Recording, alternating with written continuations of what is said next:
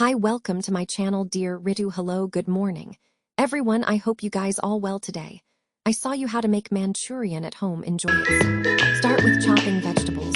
Whatever like cabbage, onions, garlic, green chili are compulsory. You can add some more of your favorite vegetables. Then all ingredients are mixed in bowl. Or add some spices like salt, black salt, chat masala, dhania powder, or mix together and make dough and then make small balls, then frying in hot oil. Then get one more bowl, hit of oil, and then put in garlic and onion, cook it well. And then add soya sauce, red, chili, green chili, or tomato sauce. Mix it, cook it 5 minutes, then add Manchurian balls, or cook for 5 minutes. Manchurian is ready. Enjoy it. If you like my channel, please subscribe. And thank you watching my video.